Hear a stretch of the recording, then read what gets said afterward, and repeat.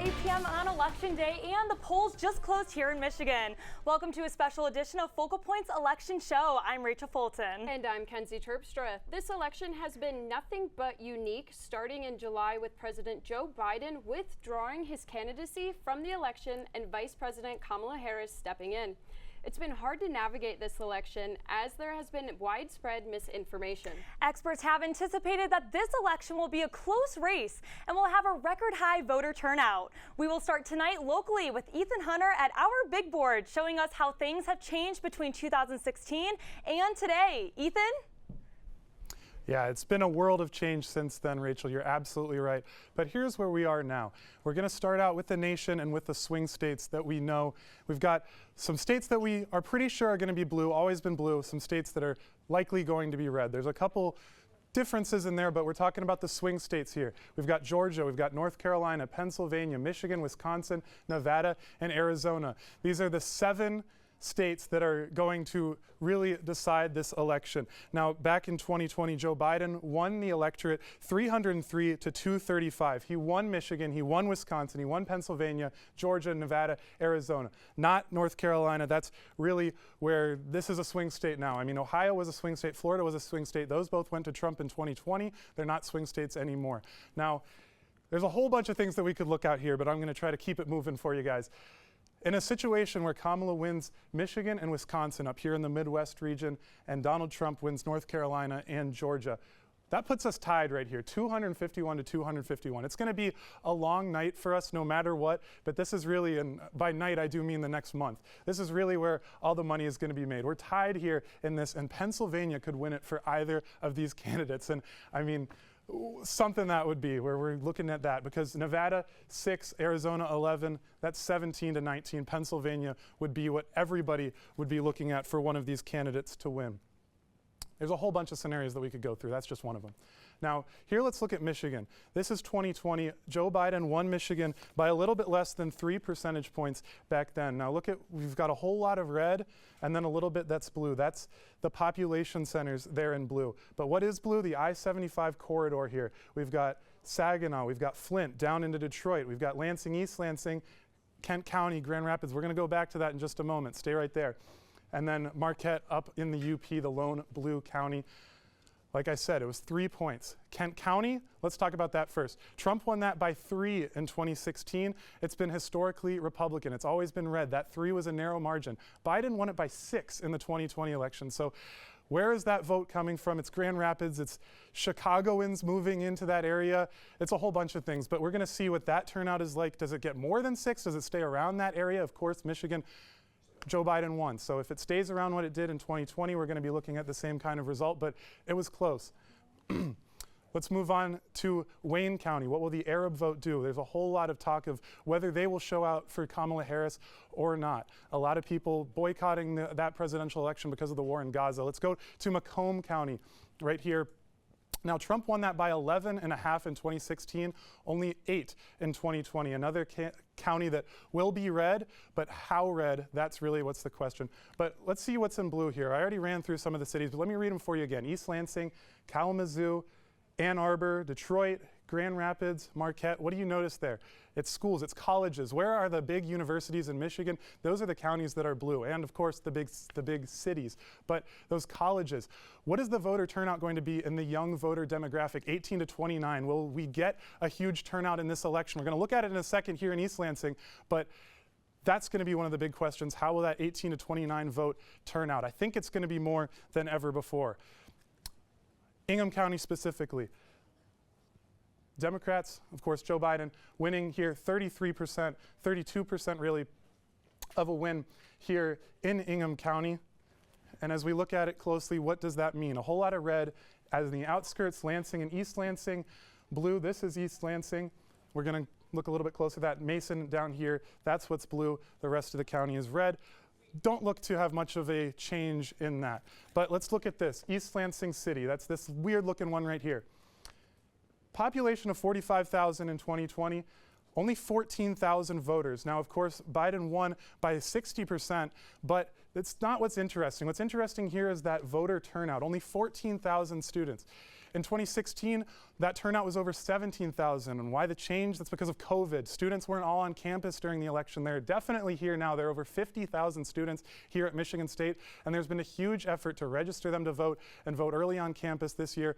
From what I and our other reporters have seen all year, this group is politically active this year and will show up more than ever. So I expect that 14,000 number to skyrocket, just like it will all over the country, but especially here in East Lansing. And that is what you should be looking at here in the nation and in Michigan. Thanks, Ethan. Recent polling from over the weekend showed Vice President Harris gaining a slight lead in Iowa, despite Iowa being a traditionally red state.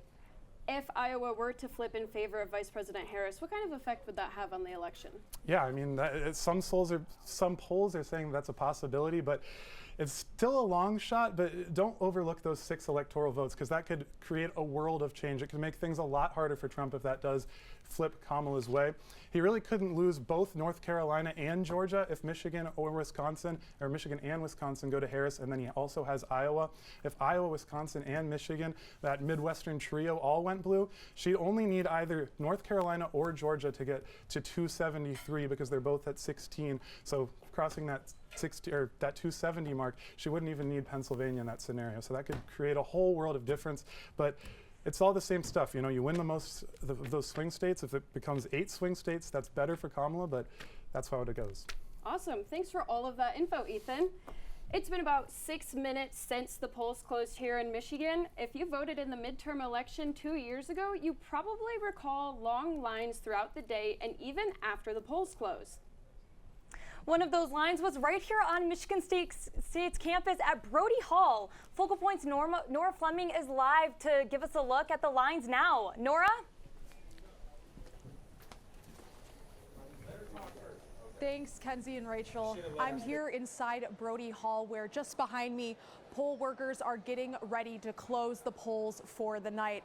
I spoke to one earlier who said that there was a steady stream of people all throughout today. It just got a little bit slower as the polls were starting to close. I also had the opportunity to follow around some election specialists in the city of Lansing earlier today, and they said that this election experience has been extremely rewarding. It takes an army to run elections in Lansing, and for this brigade of 15 at the City of Lansing Election Commission, November 15th has been chaotic. Chaotic, hectic, but also full of like a lot of joy and happiness. Election specialist Megan Pritipin has been registering voters for the past 30 days. Yesterday, I was able to help a brand new citizen. They'd been, working 15 years to become a naturalized citizen, and the first thing they wanted to do was come and vote. And they're glad to help make a difference. We have a really great community here in Lansing. Like, everyone is super active, and we love all of the energy that people bring in. And it's this community I love working in the city of Lansing. that makes Michigan State senior Cassandra Chapman's 20-hour shift I will say the last few elections, there's been 3 in 2024. We didn't get to leave until midnight or around there. not so bad. I get a lot of thanks for doing what I do, and all I want to do is help people. This unconventional army will be working late tonight to make sure that every vote is counted. In Lansing, Nora Fleming, Focal Point News. A reminder that the city of Lansing will be counting ballots all throughout the night. And here at Brody, as the poll workers get ready to close and the last voters cast their ballot, we'll see what happens. But just a reminder, if you are in line to vote when the polls close, you still have the right to vote. Now, back to Kenzie and Rachel in the newsroom. Thank you so much, Nora. All eyes have been on Michigan this election as we watch both candidates trek all over the state to win the Michigan vote. Many people wondered if anyone would visit East Lansing, and on Sunday that happened right here on MSU's campus. Jaden Hawkins has more on what that was like. Harris's rally on the Michigan State campus.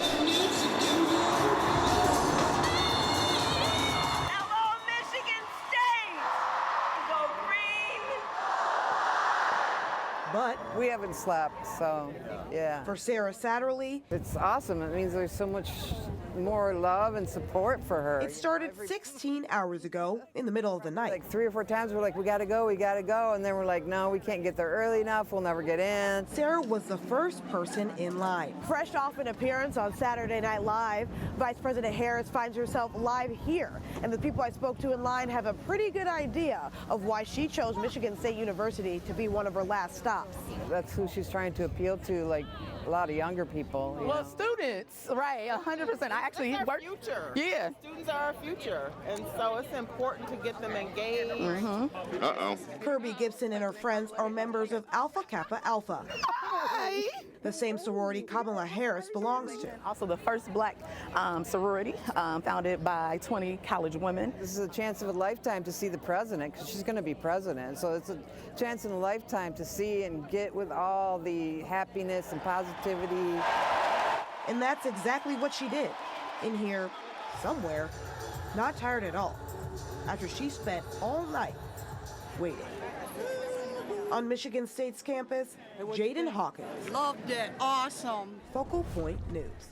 Both candidates finished up their campaigns last night, with Kamala in Philadelphia and Trump here in Michigan in Grand Rapids. The Democratic nominee Kamala Harris made one of her final stops before the election to the MSU campus, which meant if students wanted to get a good spot to attend the rally, they had to line up in the middle of the night. And for 2 MSU freshmen, this visit was personal.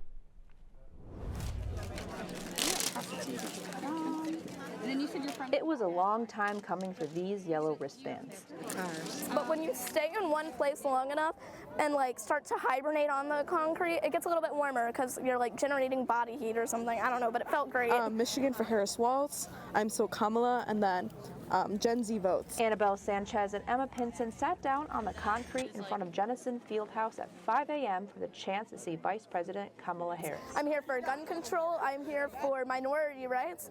I'm here for a whole lot of things. They'd have to wait 14 hours. Everyone's got table A, B, or C on their email. Annabelle and Emma are freshmen at MSU.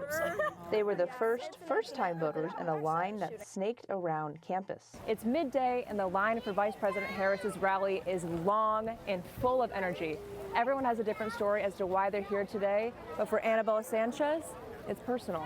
I just remember feeling how scared I was, and like even now, telling the story, like I see myself back in that room. Gun violence hits home for Annabelle. She found herself barricaded in a mall in Chicago with an active shooter. That was a scary thing to go through. For Annabelle, this was their payoff.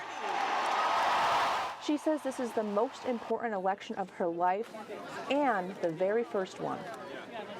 On the MSU campus, Delaney Rogers, Focal Point News. Just like other MSU students, I'm sure Annabelle and Emma will anxiously be waiting as the results come in, hoping to see their vote count.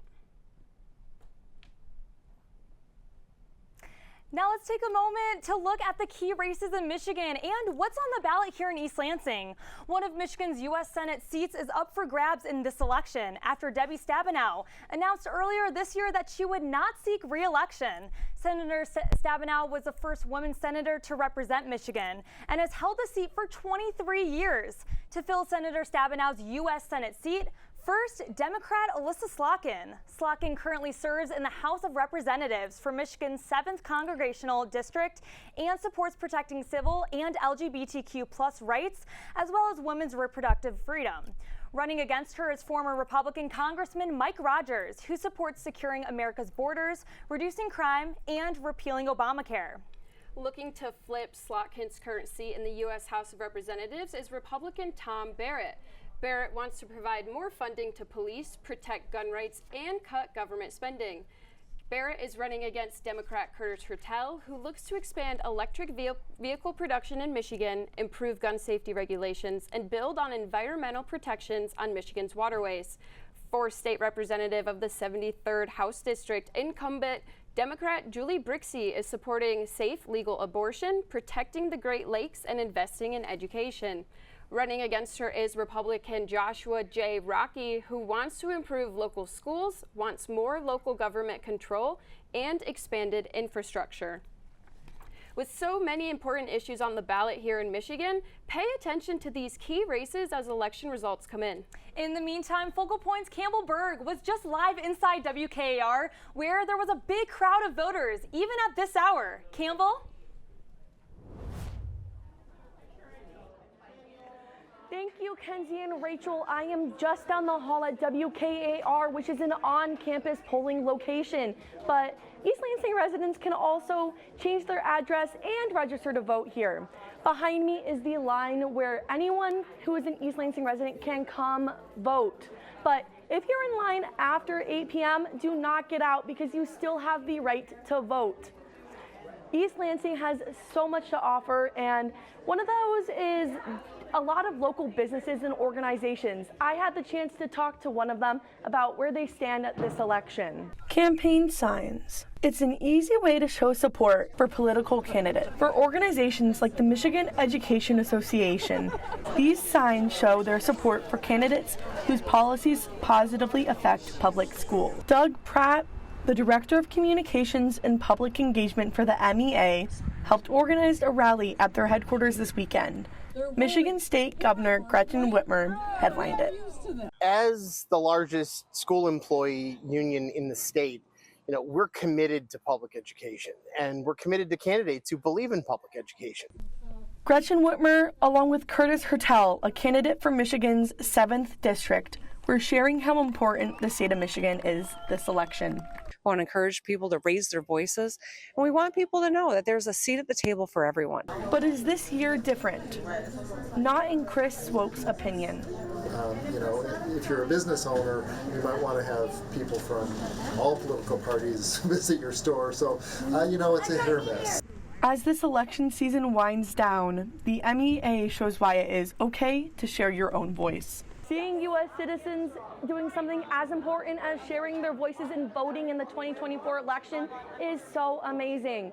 Just like Governor Whitmer said, everyone deserves a seat at the table. Kenzie and Rachel, back to you in the studio. Thanks, Campbell. I cannot believe that many people were still in line this late to vote. We're going to take a short break. But don't go anywhere. We'll be right back with more election stories and updates.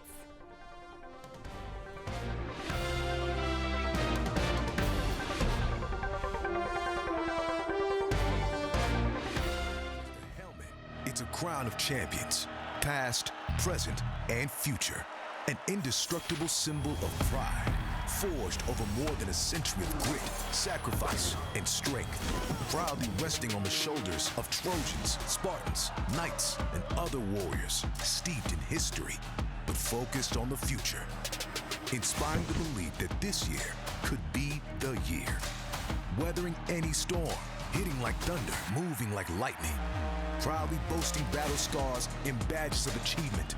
Colors changing like the seasons, unifying in purpose. Unstoppable force meets immovable object. Rising high to victory, enduring chasms of defeat. And if the gridiron planets align, reaching the summit and being crowned legends forever. So come on, strap in, ball out, and fan up, because this is big.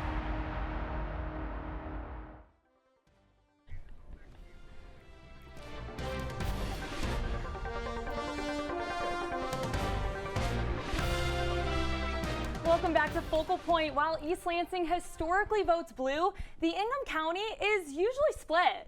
That's right. Political experts say Ingham County is unique because of the urban center and younger demographic in Lansing and East Lansing, mixed with the rural areas like Mason. Focal Point's Karina Prieto was in Mason to see how voters are really feeling today.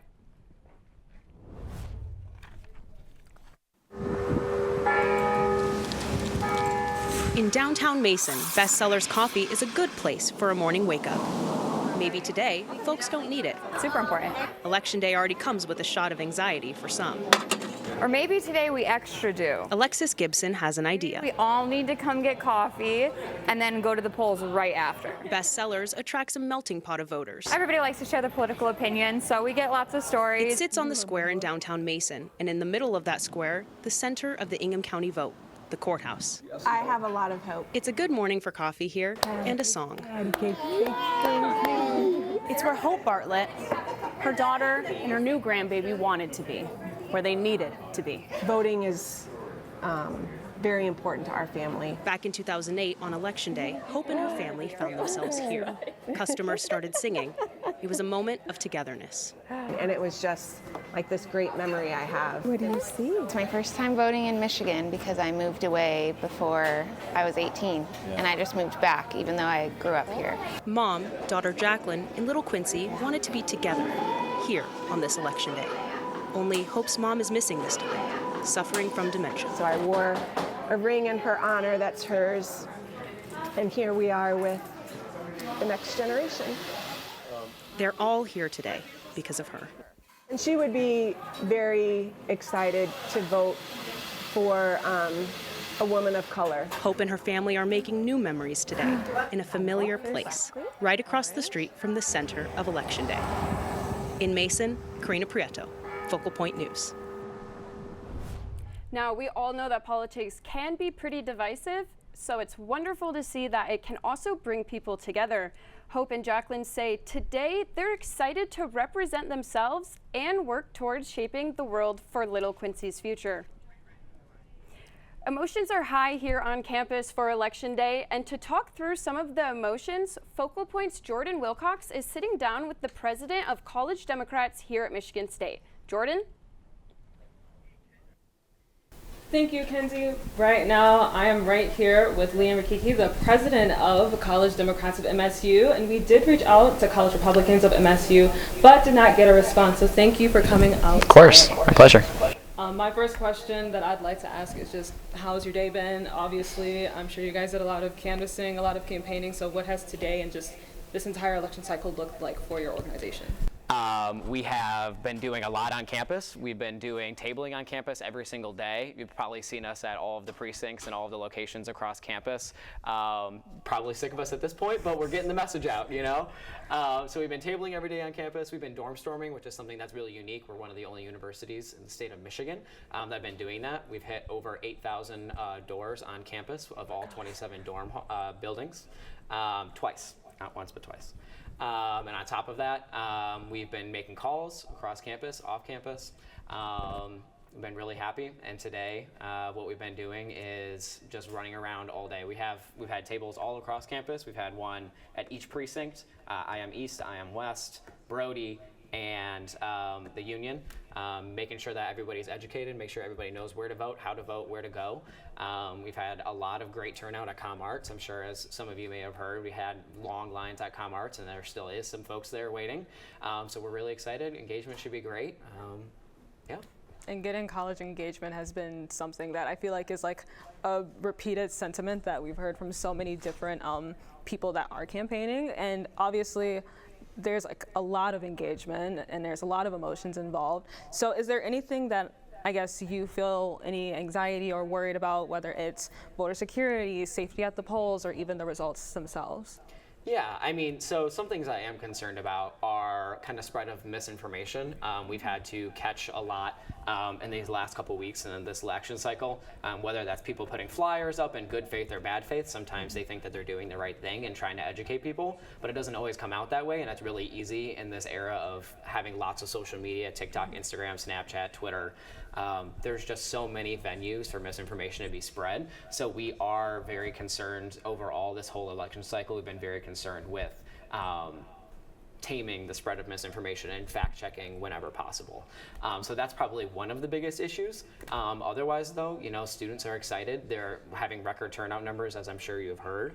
Record voter registration, and 15% of this new voter registration batch for this election cycle are first-time voters or voters that have never voted before, which is historic for a presidential election in Michigan. So, And getting information out there is something that I feel like so many people on campus have been doing, so many orgs have been doing, Sure. Whether it's rallies or teach-ins or workshops, and I think that's just such an important thing, especially on college campuses like MSU. So my last question is, I guess, just for you personally, what do you hope post-election for the country?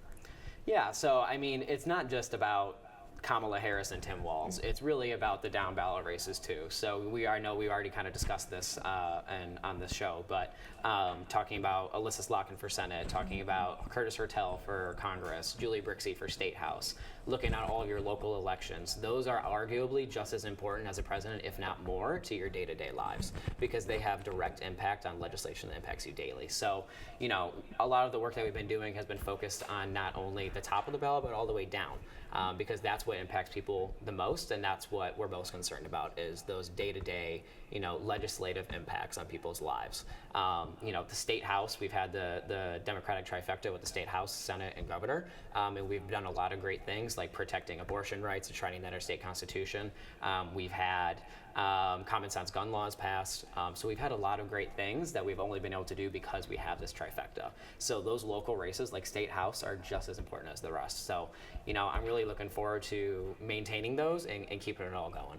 Perfect. And we at Focal Point are looking forward to the rest of the show. So thank you for coming out and speaking with us. Thank you for having me. Back to you in the studio. Thank you so much, Jordan. It's really interesting to see how student leaders feel about the work they've done for months to lead up to tonight. But how about all the other students on campus? The ones that have been watching, waiting, and even receiving the texts and calls like everyone else? Well, Focal Point's Ethan Hunter has been out this week talking to students of all walks of campus life to see how Michigan State students feel about what's led up to today. This local coffee shop on Grand River Avenue in East Lansing, Michigan, Pumpkin spice latte. gives students a break from the daily grind of coursework across the street. It's a meeting place for Michigan State students who have a pressing topic to pour over. That topic is the election. Oh, and the TV ads that make me laugh. They're always talking about tequila tax. Dangerously liberal. Reese Carlson and Sarah Olson met this morning to study for an exam. This is my sister's first time voting, and my dad is insisting that I escort her to the polls. Oh my God. But it's hard not to talk about the election with only days to go. On my street, there are a couple different houses with like Harris signs, but I know on the street over, there's a house that's like decked out in Trump signs. Typically, population centers vote blue and rural areas red. The MSU campus with its 50,000 students can represent all of it, from North Campus in its city to South Campus in the calm of rural America. For me, I come from a small town, so this is a lot busier, and being able to get to a little bit more of a calmer place where I'm more comfortable is nice for me. Hunter Baller is from Alpena, tucked away in a bay up north on Lake Huron. Well, this is a horsemanship class, so we are starting with the basics and learning how to ride horses. So you need to keep your leg back and down. Today, Hunter is working on pacing a horse, but still, the election is top of mind. So this will be my first time voting. I just turned 20 this past March, so this is the first election that I get the chance to vote in. In 2022, Michigan led the nation in young voter turnout. Today in the middle of campus, which one's Liberty? Student groups will do anything to encourage the vote. This is Liberty, this is Justice, they have great names. The goats are a much smaller piece of a plan people like Lucas Gravitt have to register students. So we're here pretty much every day up until the election to try to get as many. Right now we're getting plans to vote right now, so making sure people have a plan where they're going to go, when they're going to vote, how they're going to do it. Students all over campus have noticed that dedication. Every time they'd have a clipboard and be like, "Are you registered to vote?" I'd be like, "You registered with them, did you?" I did register with them. So it works. So it does work. And we have like buttons and stickers and stuff on the table too if you want anything. At least on the ground, I feel like it's really in the middle. You know, you'll get your fair share of people who want to talk to you and people who don't want to talk to you at all. And they're like, "Stop talking to me." Mario Gurai is registering voters for Democratic House candidate Curtis Hertel 100 yards from Lucas. But what I tell anyone, you know, I don't care what their political views are, but as long as they vote. As long as they vote. That's the message from all groups here. The students seem to see both sides, north and south. Yep, I can see both sides for sure. I can see it going either way, and I can understand both sides. They also know they're in the middle of the most important vote of their lives. It's definitely gonna come down to Michigan again. That's what it did last time. I remember sitting on my couch, like, watching. In East Lansing, Ethan Hunter, Focal Point News. As we wait to see how our crucial swing state voted, it's so fascinating to hear stories of how the young vote is shaping up here in East Lansing. That's right, Rachel. But Michigan isn't the only swing state being watched today. Pennsylvania and its 19 electoral votes is another key state for both candidates to win the election. So we wanted to understand voters there too. We partnered with Montclair State University from New Jersey. Their student journalists traveled to Pennsylvania to get the thoughts of voters there. Their journey included a stop in College Station to talk to students at Penn State University. They found that they really aren't that different from young voters right here in Michigan.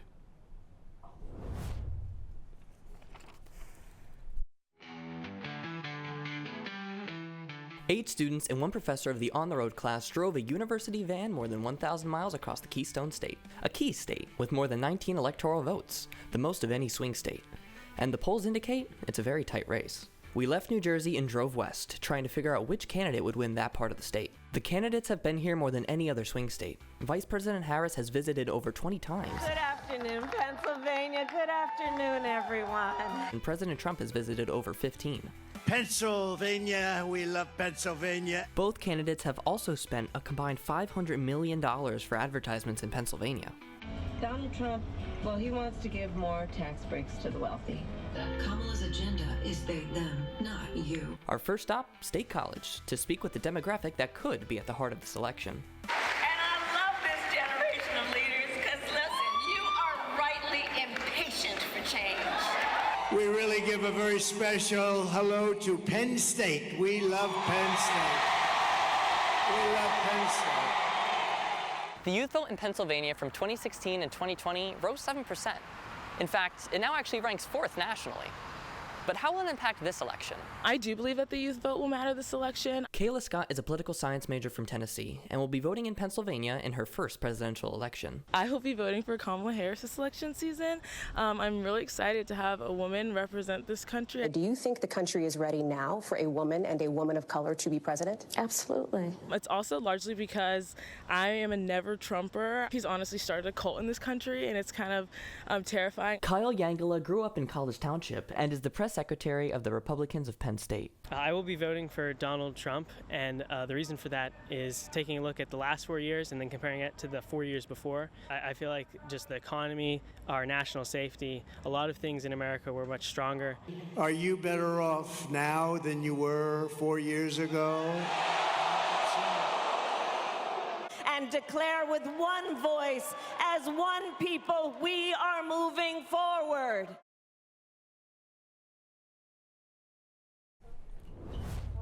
Turns out, students at Penn State have a lot in common with students from Michigan State, despite being 450 miles away from each other. Just like us, they live in a swing state and also attend a Big Ten university of over 50,000 people. It's so cool to see the similarities in how they feel, and thank you to the team at Montclair State for telling us their stories.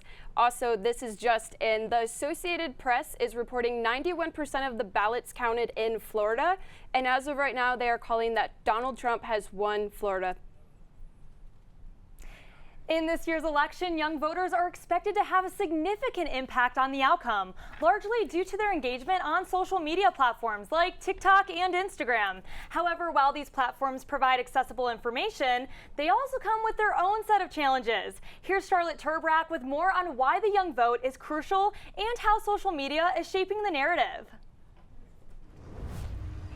This year, a record number of young voters are registered and motivated, bringing fresh perspectives and enthusiasm to the polls. I already sent in my absentee ballot and I registered to vote here on campus. With platforms like TikTok and Instagram playing a critical role in where young voters get their information, social media has become both a tool and a source of concern for voter education. I think if people are not educated enough, it gives a lot of misinformation and for people to make quick assumptions. Misinformation has been prevalent in every election, but this year it has been amplified even more than ever.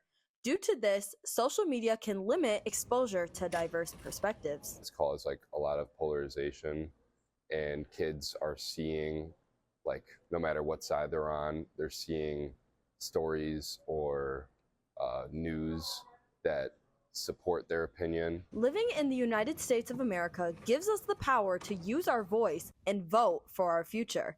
But experts say echo tunnels can lead to greater division among voters, which then divides us as a country. So what that can do is really make the young vote believe that everybody feels really negatively. The problem that I'd like to point out is it's a relative small group of really vocal people that are overly aggressive, toxic, nasty. Despite its drawbacks, social media continues to serve as a vital mobilizing force, encouraging young voters to engage, get informed, and show up to the polls. Remember, it's essential to balance what's seen online with trusted sources before deciding. Anger without efficacy can lead people to stay at home and just complain, and that would be a horrible outcome for years to come. We need people to feel powerful. In East Lansing, I'm Charlotte Turbrack, Focal Point News. As future elections approach, young voters are reminded to make their voices heard, but also to question what they see online. After all, with information at their fingertips, they hold the power to shape the future. In the age of technology and mass communications, election misinformation can spread like wildfire. To avoid misinformation, students at MSU are challenged on where to find reliable information.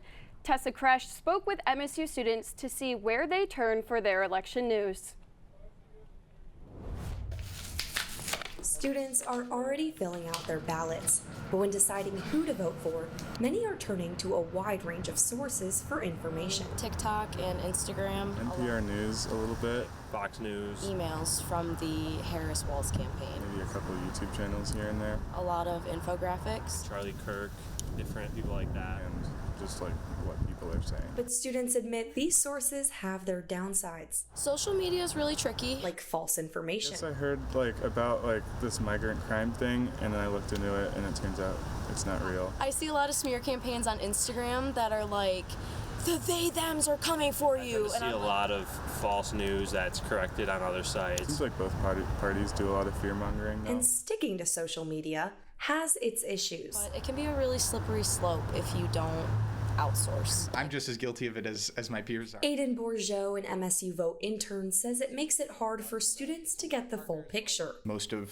what they see is a short, phrase or sentence. Voting is sexy. That's according to MSU Vote, which is encouraging MSU students to get educated ahead of the upcoming election. Our work here is to provide students with nonpartisan information with trustable sources. They offer tools like Vote 411 and guides.vote. I always encourage people to read, like a news story from multiple sources, and you can see the bent in the different sources, and you can kind of form your own opinion. Misinformation is not a new concept. It's been going on since the printing press was invented, and probably even long before that. But knowing how to navigate it is key. I don't think it's something to worry about. I think it's just something to get through. In East Lansing, I'm Tessa Kresh.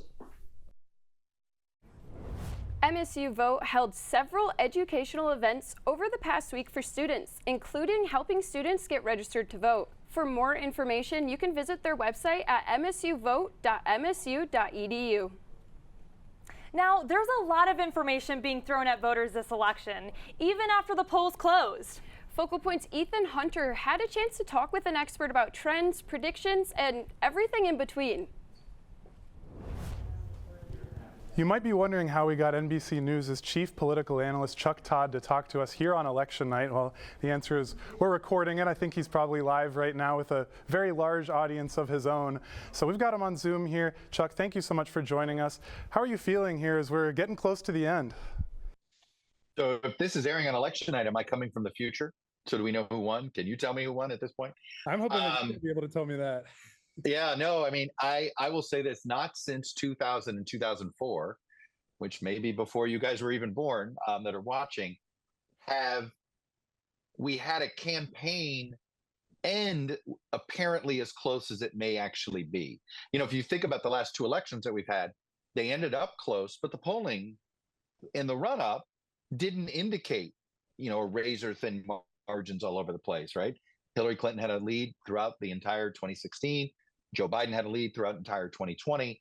We've had this really, the rhythms of this campaign actually go back to the pre-Trump era really sort of the beginning of our polarized era that we've been sort of living in these days, 2000 and 2004. And those were the last two times we had presidential elections where the final battleground states didn't all fall in one direction. And right now, one of the key election or battleground states is Michigan, where we are here at Michigan State. Have you seen anything interesting here? Are there any kind of key areas or voter groups that you think are really going to decide this? Well, look, if there's one thing everybody wants to understand is what is the Dearborn vote going to be? Meaning this is the large population centers where there are large Arab American voters. What's going to happen there? Did Trump make some inroads there? Did these folks vote third party, or do they actually flip all the way and vote for Trump? Look, if we have a margin that's less than 20,000 votes in Michigan, Dearborn could be the answer to every question, which is what happened, Dearborn. Okay, so there is that. Then there's other parts. I told you about my COVID migration. How much is that, right? Does Kamala Harris grow her advantages in Kent County? Does Donald Trump grow his advantage in Macomb? Yeah, no, that's very interesting. I think you mentioned the turnout here, and that's something that we're seeing like crazy. So a lot of our election stories that we're doing for this election kind of leading up to it have been the mass amount of students trying to register other students to vote. And the turnout, I think, was way less here in the city of East Lansing in 2020 because of COVID. No students were here. So what happens coming up is going to be a real... One of the ways that Democrats believe that they're going to win the House is on the backs of students are back. Students are there in these there's a handful of key congressional races where the student vote is the margin, right? The ability to get out the vote among younger voters who right now do lean more heavily Democratic these days than any other age group. That they're counting on that to, I think, hold the Slotkin seat. They're counting on that to win over, to flip one of those seats in Iowa. Like I said, the Iowa City one. So that is something I'm curious about, if this college campus vacuum that they had, where they were missing these votes in 2020, how that impacts. I think it's going to have a bigger impact on House races than anywhere else. Well, thank you so much for joining us. We appreciate you joining our Focal Point News Election Night show. It's been Chuck. Appreciate you asking. NBC News' chief political analyst. Thank you for joining us. You got it. Great to see you. Go Sparty. Thank you so much, Ethan. We are so thankful we could have his insights tonight. Votes will continue to roll in as ballots are counted across the country this evening. After the break, we'll have additional election coverage for you. Focal Point will be right back.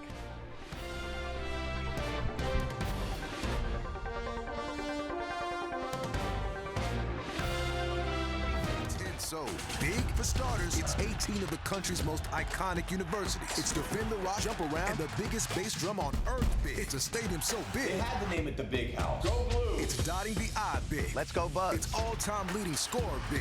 And now that USC, UCLA, Oregon, and Washington have joined the party, it's feeling real big. Right, Matt? I'm ready. Fight on. Boys up. Baby. Let's get it. Go Dogs. Nah, it's all about the O. The Big Ten Network. This is big.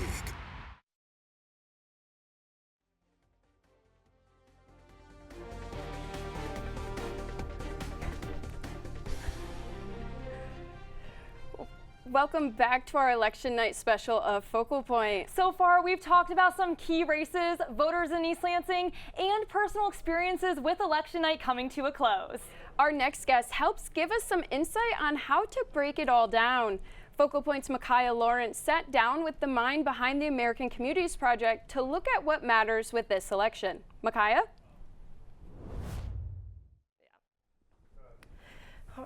Thanks, Kenzie and Rachel. You know, I've always wondered how you could possibly make sense of what people are thinking, how they're voting, and what factors are influencing that. Luckily, we have experts like our guest here tonight, Dante Chinney. Dante is a data journalist who splits his time between the Wall Street Journal and right here at MSU. Thank you so much for taking time to be here. I know it is very busy during election season, so tell us a little bit about your job and what it looks like. I'll look at the data, the polling numbers, or just like unemployment numbers, and all those are is that, you know, they kind of give you the idea of something, but they don't tell you why something is happening.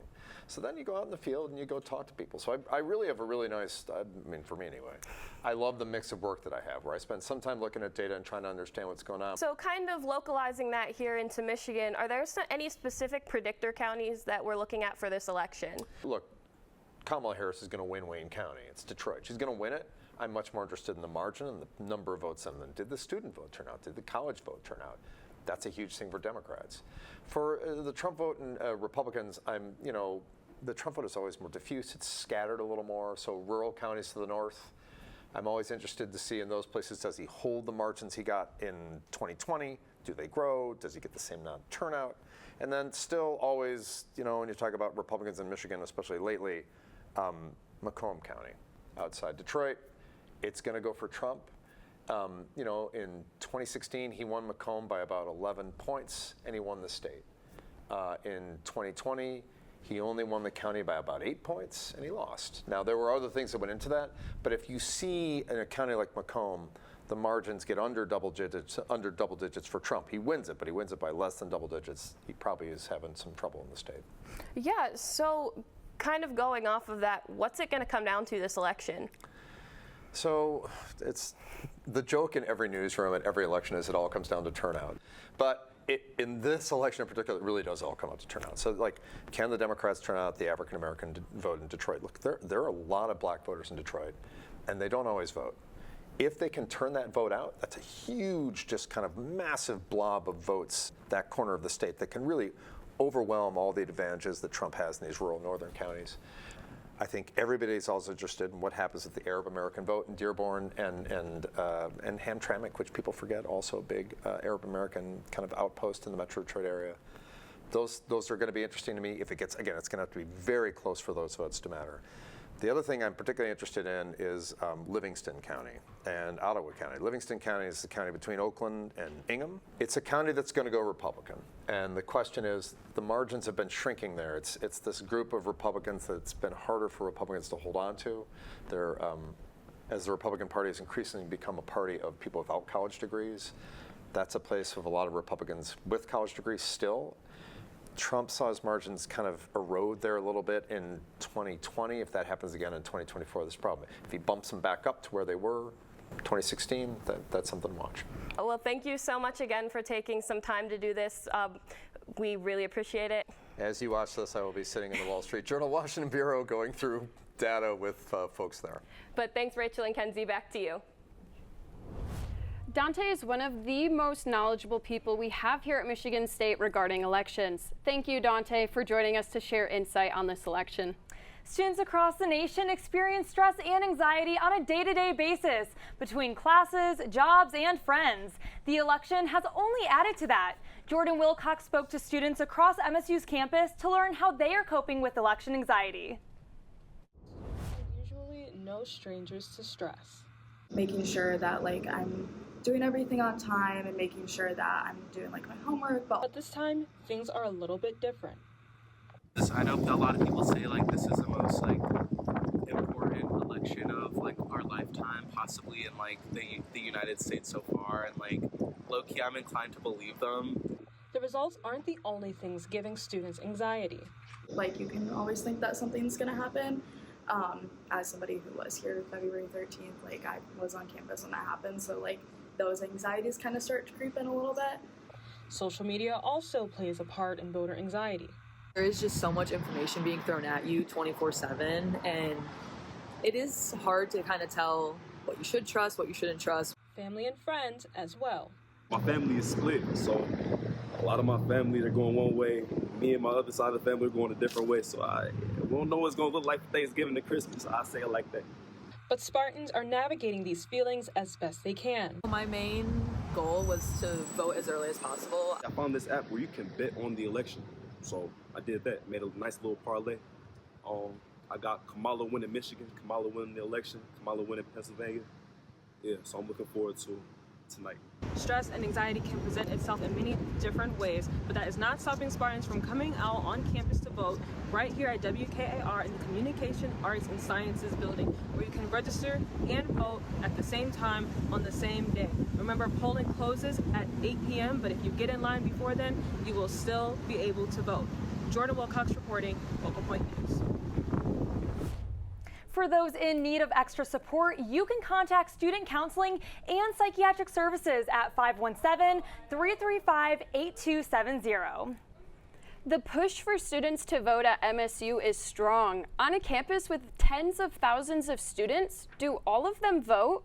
Focal Point's Delaney Rogers took a look at the 10% that won't be voting in the U.S. election. Big Gretch is calling on you to get out and vote.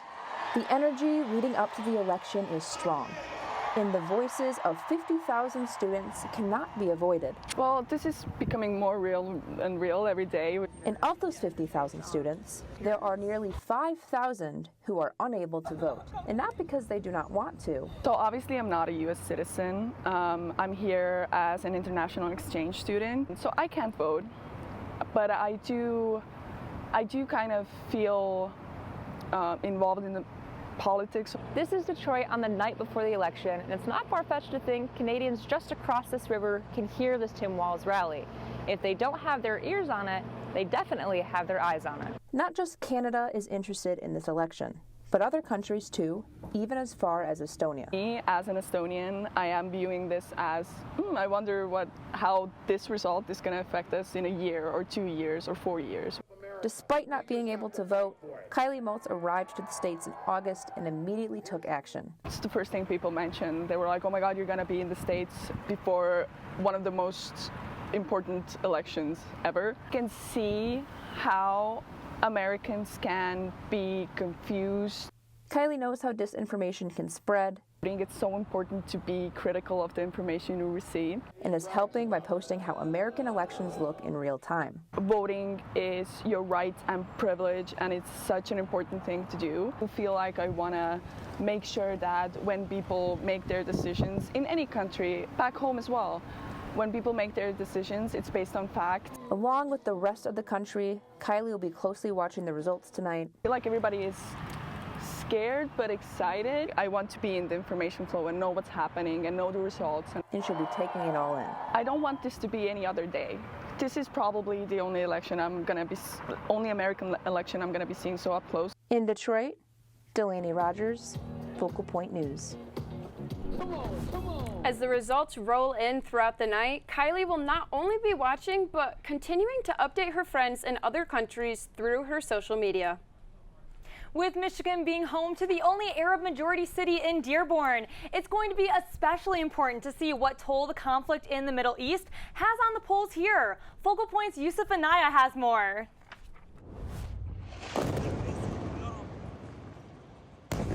Although the bombs are being dropped 6,000 miles away in Gaza, the effects are being felt here in East Lansing, Michigan. Basically, that's the gist of our conversation here. Like, the way people are getting killed is torture, and me just sitting there watching it from the privilege of my house and my phone is another form of torture.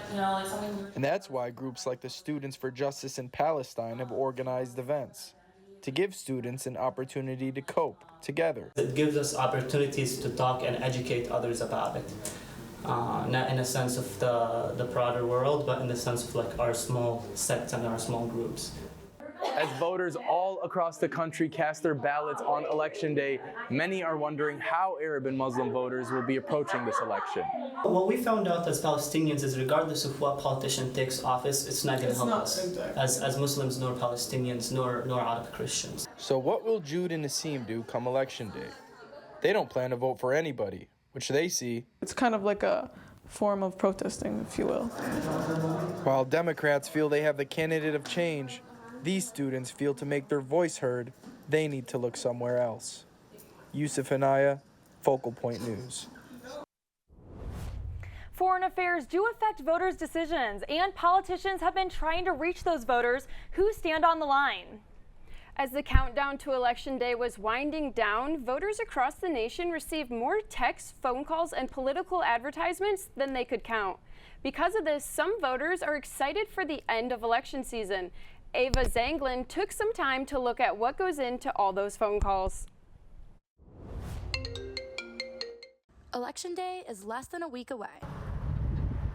But as we come closer to decision day, I need the election to be over as soon as possible. voters' phones are ringing off the hook. Probably like 6 or 7 every day. Leaving them irritated. Needed to calm down just a little bit, just a little bit.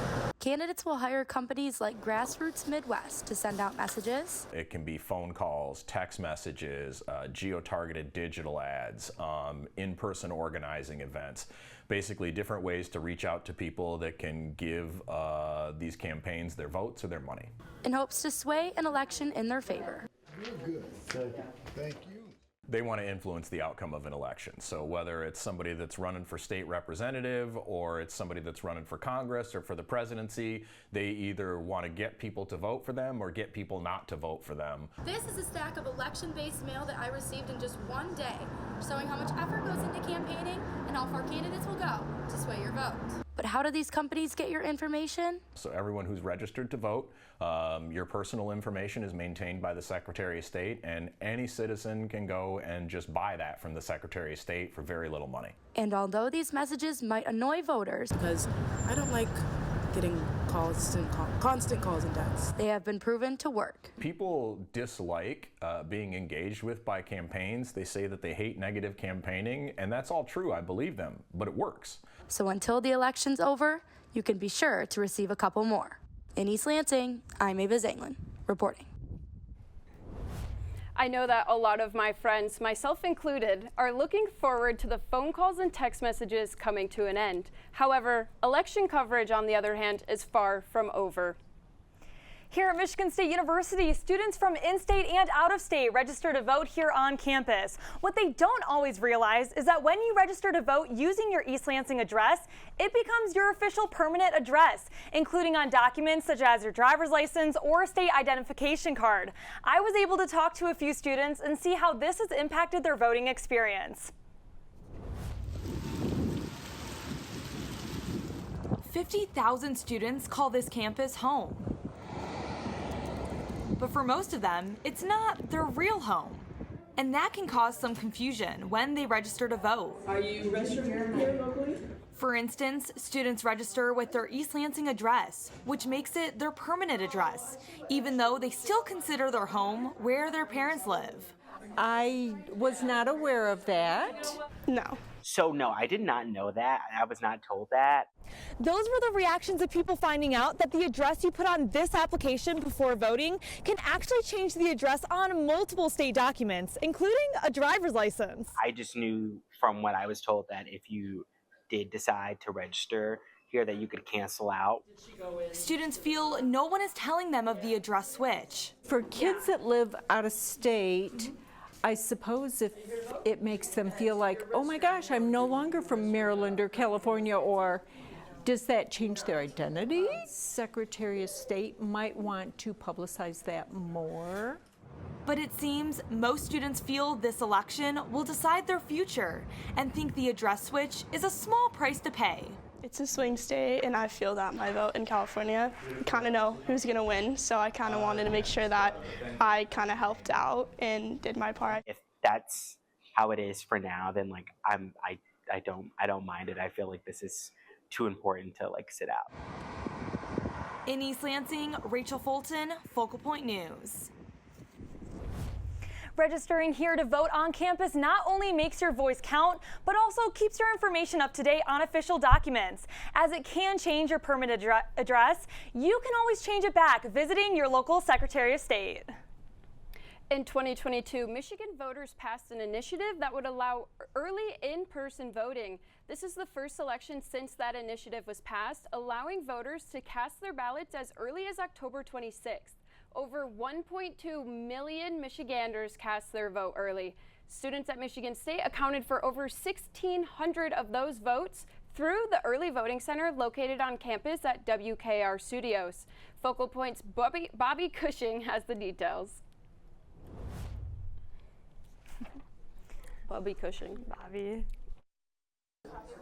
This is a first. But what we've seen is every day, more students coming through the door to either register to vote or to cast their vote here at the Early Voting Center. It's the first time an Early Voting Center has opened in East Lansing, and it's right here on the MSU campus, inside the WKAR studios.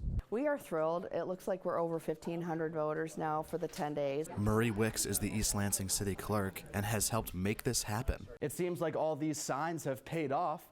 Both students and non-students follow these signs to cast their ballots.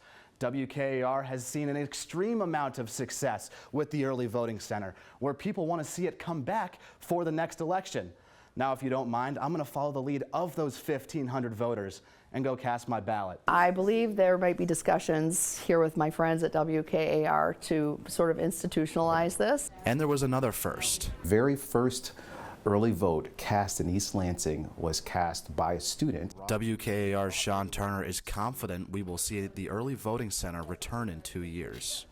When we take a step back and think about what we're bringing the students here on campus, what we're bringing the community, I would venture to say that there's a pretty good chance that people will be able to come here and vote again. And remember, 2026 is going to get here very quickly. I don't even think we have to wait for the next presidential election.